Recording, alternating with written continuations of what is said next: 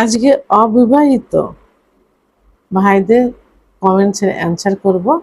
কোনো এক ভাই কমেন্টস করেছেন, আমি অনেক ওষুধ খাইছি, কেন বুঝি না আমার লিঙ্গ শক্ত হয় না। এখন আমি বিয়ে করলে সমস্যার সমাধান হবে কিনা। ধন্যবাদ ভাইয়া সুন্দর একটা কমেন্টস করার জন্য। অনেকে বলে থাকেন যে আমি গ্রাম্য ডাক্তারের কাছে গিয়েছিলাম, আমি মুরব্বীদের সঙ্গে কথা বলেছি যে আমি বিয়ে করব, কিন্তু আমার লিঙ্গ উত্থান হচ্ছে না, সহবাসের ইচ্ছা হয় না। তো আমার গ্রাম্য ডাক্তার বলেছেন যে বিয়ে করলে এটা ঠিক হয়ে যাবে। আবার মুরব্বীরা বলেছেন যে বিয়ে করলে ঠিক হয়ে যাবে। এটা আসলে ভুল ধারণা। কারণ বিয়ে করলে আপনি যদি নিস্তেজ অবস্থায় আপনার লিঙ্গ থাকে, আগেই যদি আপনার যৌন অক্ষমতা থাকে, তো বিয়ে করলে তো সেই যৌন অক্ষমতাটা প্রকাশ পেয়ে গেল। আপনি স্ত্রীর সঙ্গে তো যৌন মিলন করতে পারছেন না। তা এখন বিয়েটাকে কোনো মেডিসিন এটা যে আপনি বিয়ে করলেই আপনার এটা ঠিক হয়ে যাবে, এই ধারণা একদম ভুল।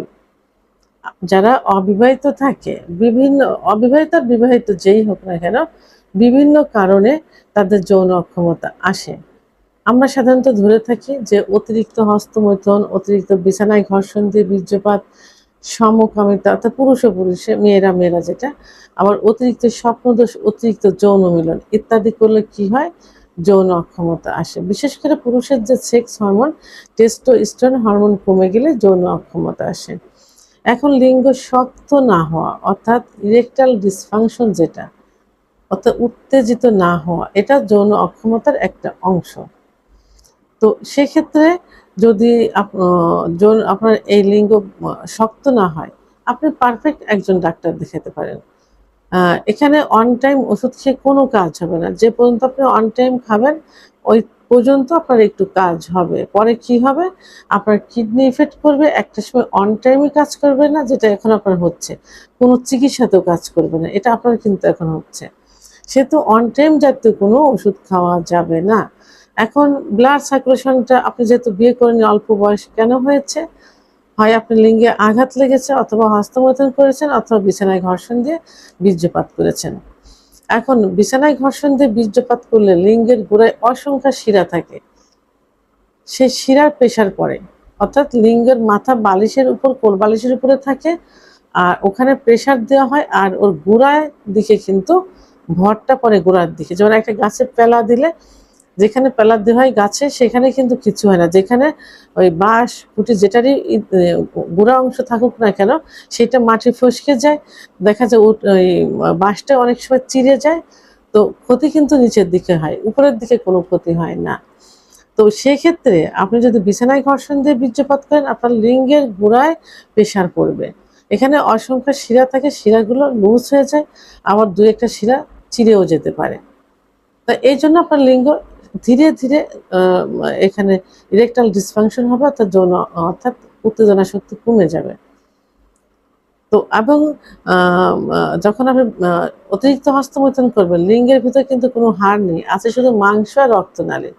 এই রক্তনালীর ভিতর দিয়ে যত রক্ত চলাচল করবে, লিঙ্গ তত বড় হবে, মোটা হবে, শক্ত হবে। মাস্টারবেশন করার কারণে, অতিরিক্ত যৌন মিলনের কারণে, সমকামিতার কারণে এই শিরাগুলো সংকুচিত হয়ে যায়, চিকন হয়ে যায়, তখন এর ভিতর দিয়ে সঠিকভাবে ব্লাড সার্কুলেশন করতে পারে না।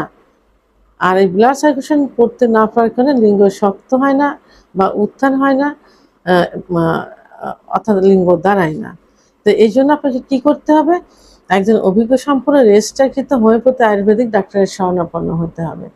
ডাক্তার আপনার সব কিছু জেনে সুন্দর একটা চিকিৎসা দিবেন। অর্থাৎ যদি হস্তমৈথুনের কারণে হয়, তার ওষুধ আছে আলাদা, বিছানায় ঘর্ষণের কারণে হয়, ওষুধ আছে আলাদা।